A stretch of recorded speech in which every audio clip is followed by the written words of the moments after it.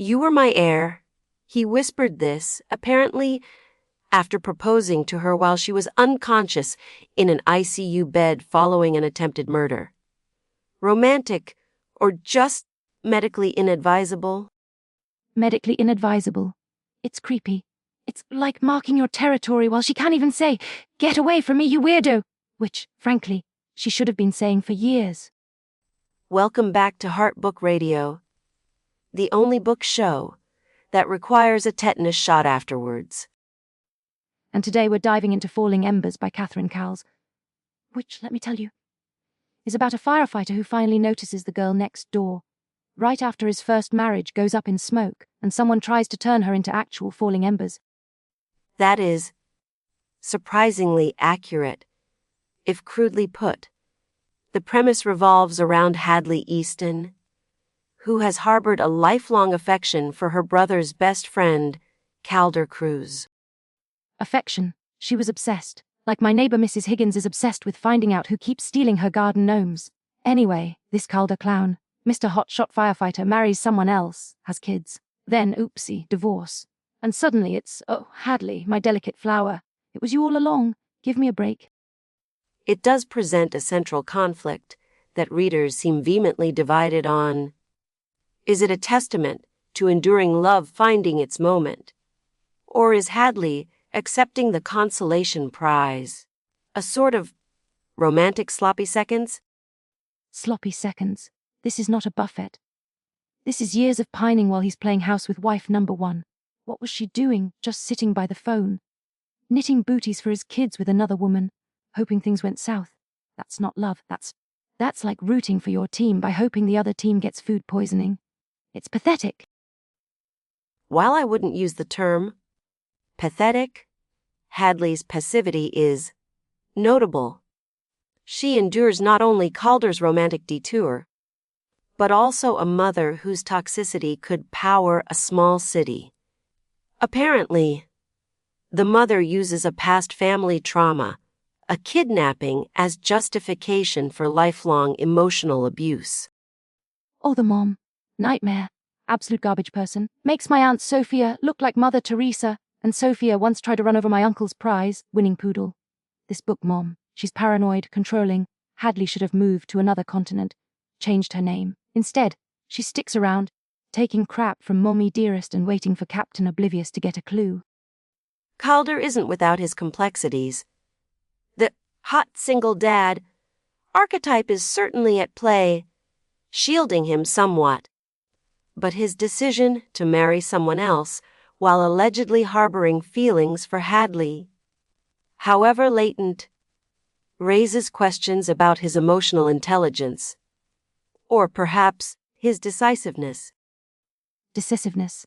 The guy proposed to an unconscious woman. What's decisive about that? That's like asking a mannequin to marry you. And don't get me started on the ex-wife, another psycho. This Calder guy attracts drama like spilled beer attracts flies at a barbecue. And Hadley just wades right in. Does she have any self-respect? It reminds me of that disaster you made us read last month. The Sentient Seagull's Sorrow. Remember that? You said it was postmodern genius.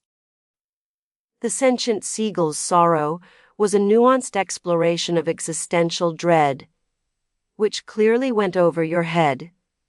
Unlike this, which seems less nuanced and more emotionally blunt instrument. But is Falling Embers actually any good? The reviews are certainly passionate.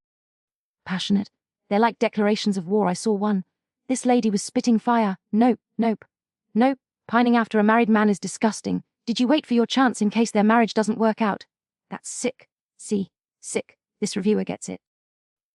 Conversely, others praise the angst and emotional roller coaster.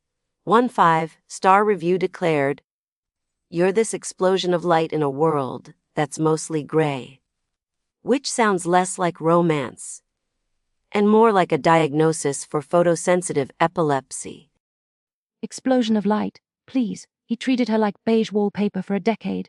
And the whole stalker thing, this secret online stuntwoman persona Hadley has, felt totally tacked on. Like, oh, wait, the pining isn't dramatic enough. Let's throw in some attempted murder. Predictable. Predictability is a frequent criticism alongside the villain reveal. Though some found the suspense element compelling, we actually received a listener email. Well, an imaginary one, since we don't have callers. Thanks management from Confused in Cleveland.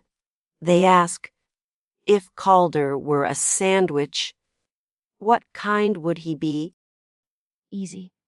He's a leftover Thanksgiving turkey sandwich. You know, the one you find at the back of the fridge a week later. You know you should throw it out. It's probably not good for you. The bread's soggy from cranberry sauce you didn't even want in the first place.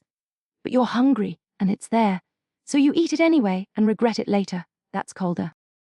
That is disturbingly specific. I suppose my assessment is that the book succeeds wildly in provoking strong reactions, if not in crafting a wholly convincing or healthy central relationship. The emotional stakes feel simultaneously sky-high and fundamentally flawed. Flawed, it's a dumpster fire. A 5-alarm romance dumpster fire. Which brings us to the ratings, you first. For its sheer ability to polarize and the undeniable narrative momentum, however questionable the destination, I give Falling Embers 3 out of 5 therapy copays. You'll likely need them afterwards. Therapy copays, weak. I give it 1 out of 8 stolen garden gnomes. Because the whole situation is just baffling and slightly criminal. Don't read it unless you want to yell at fictional people. Provocative as always. Join us next week on Heart Book Radio when we'll be dissecting the controversial new release. My Cloned Sheep Started a Cult. Oh, I can't wait for that one. Sounds less crazy than this book. Keep your standards higher than Hadley Easton's. Only on Heart Book Radio.